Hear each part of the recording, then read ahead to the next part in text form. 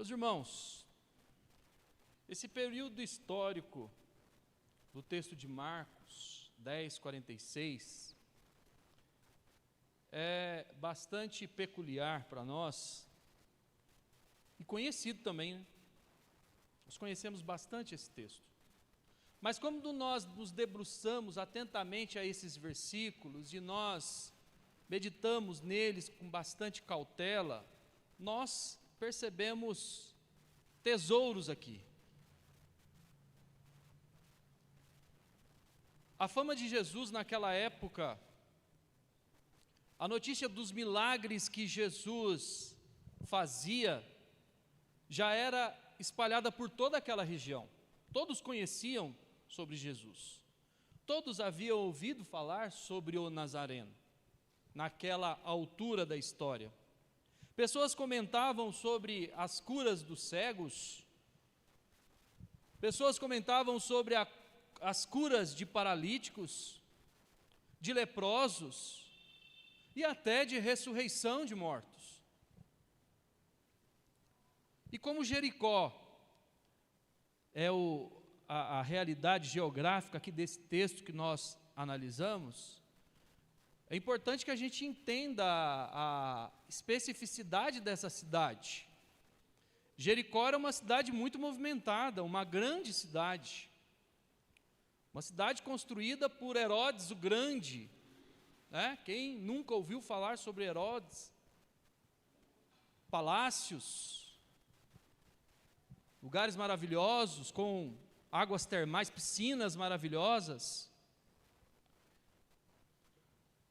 E é provável que Bartimeu tivesse ouvido relatos de viajantes sobre os feitos de Jesus, também em outras localidades, por ser uma cidade muito bem povoada, muito bem frequentada, por circundarem muitas pessoas. A fama de Jesus naquele momento estava circulando. E a cidade de Jericó, ela não apenas era movimentada, mas estava movimentada naquele período. Estava mais movimentada do que o de costume. Por quê? Estava próximo à festa da Páscoa. Nós sabemos disso.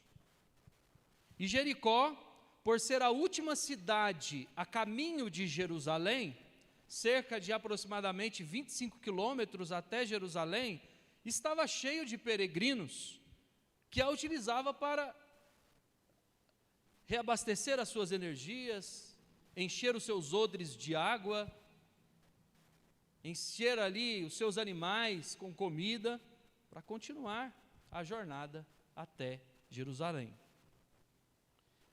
A geografia desse lugar, de Jericó a Jerusalém, é um morro íngreme, de aproximadamente 1.000 metros de altura.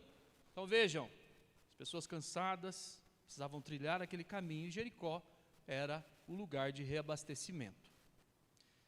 Aqueles que não conseguiam percorrer essa caminhada, inclusive Bartimeu, que ali estava assentado, eles ficavam ali à beira do caminho, desejando boa viagem aos transeuntes, boa viagem àqueles que iriam para Jerusalém. E Bartimeu vê uma oportunidade, ou melhor, a última oportunidade. Vejam, irmãos, a última cidade antes de Jerusalém, e provavelmente a última viagem de Cristo, porque Jesus estava a caminho do Calvário, e Bartimeu ouve falar: Jesus de Nazaré aqui está, essa pode ser a minha última oportunidade. A minha última oportunidade. Tinha um professor que dizia que a oportunidade, ela é como um cavalo selado que passa na nossa frente. Imagina você em um lugar ermo, a pé, e passa um cavalo selado na sua frente, e você não agarra. Eu imagino que Bartimeu estava se sentindo nesse momento como aquele cavalo que passa diante de da sua presença, né? Não dos seus olhos por enquanto, mas que passa diante dele. E eu dividi aqui 5 pontos, após essa introdução, que eu queria meditar com os irmãos nessa manhã.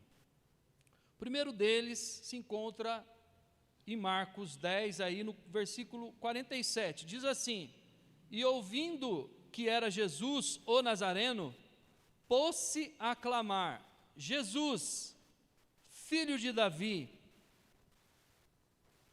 tem compaixão de mim. Usar as habilidades à nossa disposição. Eu vejo isso nesse versículo 47. Usar as habilidades que Deus nos deu.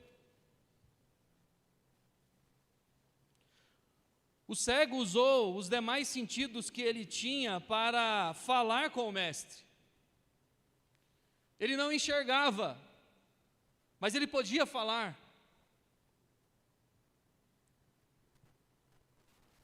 Ele ouvia dizer sobre as maravilhas que Jesus fazia, pães se multiplicando, paralíticos andando, mortos ressuscitando, e o mais importante, a prerrogativa de perdoar pecados.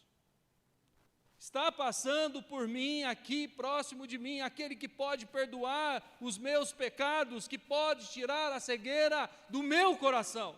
Eu preciso aproveitar essa oportunidade. E como eu faço isso? Eu não posso ir até a Ele. Eu não posso me levantar daqui porque eu não vou enxergar o caminho. Eu estou na mais absoluta escuridão. Então eu vou gritar, eu vou clamar: Filho de Davi, tem misericórdia de mim. O título Filho de Davi não é utilizado aqui de maneira inconsciente. Bartimeu, ao usar essa expressão, ele demonstrou não apenas ter um conhecimento da reputação milagrosa de Jesus, mas saber que Jesus era o Messias. Ele sabia, ele tinha consciência que Jesus era a raiz de Jessé, a brilhante estrela da manhã, o Salvador do mundo. E ele usa a sua voz para clamar a Jesus. Ele usa os recursos que ele tem para falar com o mestre, para chamar a atenção do mestre.